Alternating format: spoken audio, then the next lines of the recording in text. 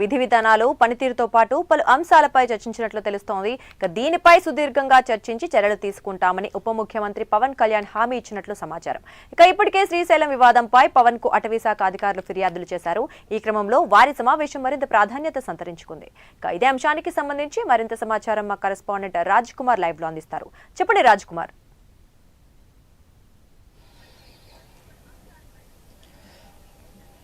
ముఖ్యంగా ఏదైతే ఆంధ్రప్రదేశ్ రాష్ట్ర ఉప ముఖ్యమంత్రి డిప్యూటీ సీఎం పవన్ కళ్యాణ్ తో ఇప్పటికే అటవీ శాఖ అధికారులు నిన్న అక్కడ జరిగినటువంటి శ్రీశైలం ఘటనలో జరిగినటువంటి దాడి వివరాలన్నీ కూడా ప్రత్యేకంగా డిప్యూటీ సీఎం తో ప్రత్యేకించి ముఖాముఖిగా చర్చించినటువంటి పరిస్థితి ఉంది. ఈ క్రమంలో ఏదైతే ఇటు అటవీ శాఖకు సంబంధించి కూడా ఈ రోజు పవన్ కళ్యాణ్ అటవీ శాఖకు సంబంధించినటువంటి అధికారులతో ప్రత్యేకంగా సమావేశం నిర్వహించాల్సి ఉంది. ఈ సమావేశంలో అటవీ శాఖకు సంబంధించి ఏదైతే అటు సిబ్బంది తీసుకోవాల్సినటువంటి విధి విధానాలు, నియమాలు, జాగ్రత్తలు అన్ని కూడా ఆ శాఖకు సంబంధించినటువంటి ఉన్నతాధికారులందరితో కూడా ప్రత్యేకంగా పవన్ కళ్యాణ్ చర్చించాల్సినటువంటి అవసరం ఉంటుంది. ఈ క్రమంలో ముఖ్యంగా కనుక తీసుకోవాల్సిన అవసరం ఏదైతే ఉందో, ఏదైతే డిప్యూటీ సీఎం పవన్ కళ్యాణ్ ఇటు శ్రీశైలానికి సంబంధించి కూడా ఇటు అటవీ శాఖకి సంబంధించినటువంటి సిబ్బంది ఏదైతే ఉందో, ఈ సిబ్బంది గతం నుంచి కూడా ఎమ్మెల్యే బుడ్డా రాజశేఖర రెడ్డి గతంలో ఏదైతే దాడి జరిగినటువంటి నేపథ్యంలో అక్కడ దాడి చేయాల్సినటువంటి అవసరం ఎందుకు వచ్చింది, దీనిపైన ముఖ్యమంత్రి చంద్రబాబు కూడా చాలా సీరియస్ గా వచ్చినటువంటి పరిస్థితి ఉంది. ఈ క్రమంలో ఎమ్మెల్యే పైన అటు ఎవరైతే జనసేన నేత అశోక్ రౌత్ ఇద్దరు కూడా కలిపి దాడి చేయించినట్లు కూడా ప్రధానంగా అటవీ శాఖకి సంబంధించినటువంటి అధికారులు చాలా స్పష్టంగా చెప్పారు. ఈ చెప్పినటువంటి క్రమంలో పూర్తిగా కూడా వారి ఇరువురు పైన కూడా ఇటు చర్యలు ఉండాలనేటువంటి క్రమం ఏదైతే ఉందో దానిపైన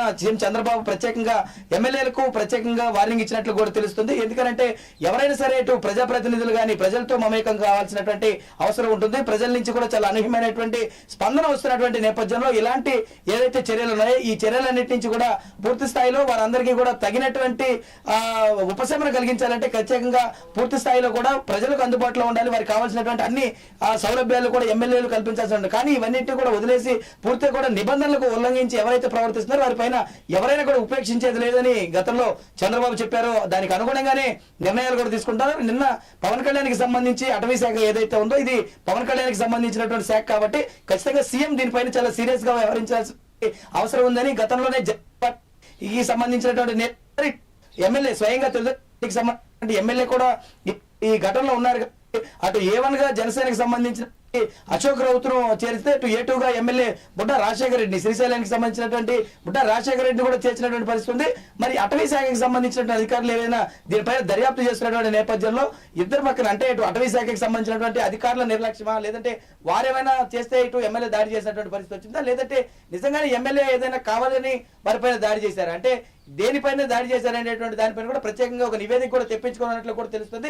ప్రభుత్వం ఈ విషయం పైన చాలా సీరియస్ గా ఉన్నట్లు కూడా గమనిస్తున్నారు. ఎందుకంటే ఇక మీద నుంచి ఇప్పుడు ఉన్నటువంటి పరిస్థితుల్లో అధికారుల మీద దాడి చేయడం సర్వసాధారణ అయిపోయింది. అది సామాన్య మానవుడి దగ్గర నుంచి ఇటు ప్రజాప్రతినిధి వరకు ఎవరైనా కూడా ఇది దాడి చేయడం సహజంగా మారిపోయింది. కాబట్టి ఇప్పటికైనా సరే ఇలాంటి దాడులను అరికట్టాలంటే ప్రభుత్వం కఠినమైనటువంటి చర్యలు ఉండాలని ముఖ్యమంత్రి చాలా సీరియస్ గా ఉన్నారు. అందులో భాగంగానే ఇటు శ్రీశైలంలో అటవీ శాఖ అధికారుల పైన జరిగినటువంటి దాడి ఘటన పైన ముఖ్యమంత్రి చంద్రబాబు సీరియస్ గా ఉన్నారు. అటు ఉప ముఖ్యమంత్రి కూడా దీనిపైన వారు కలిసి నిన్ననే ఫిర్యాదు చేయడం జరిగింది. మరి పవన్ కళ్యాణ్ కూడా ఈ రోజు అటవీ శాఖకు సంబంధించినటువంటి అధికారులతో ప్రత్యేకంగా సమావేశం నిర్వహించబోతున్నారు. కానీ ఈ రోజు ఉదయమే అది జరగాల్సినటువంటి అవసరం ఉంది. కానీ ఇంకా అటవీ శాఖ అధికారులు కార్యాలయానికి ఇంకా పూర్తి స్థాయిలో వారికి సంబంధించినటువంటి నివేదిక తీసుకుని రానున్నారు. మరి రేపు ఏమైనా కలుస్తారంటే ఇలాంటి విషయాలన్నింటిపైన కూడా క్లారిటీ ఉంది. ప్రస్తుతం పవన్ కళ్యాణ్ అయితే మాత్రం మంగళగిరి పార్టీ కార్యాలయంలో ఉన్నారు. మరి ఎప్పుడైనా సరే అంటే ఏ క్షణంలో సరే అటవీ శాఖ సంబంధించినటువంటి అధికారులు పవన్ కళ్యాణ్ కార్యాలయానికి వచ్చి అక్కడ జరిగినటువంటి వాస్తవ పరిస్థితులన్నీ కూడా వివరించినటువంటి తర్వాత శాఖకి సంబంధించినటువంటి అన్ని నిర్ణయాలు కూడా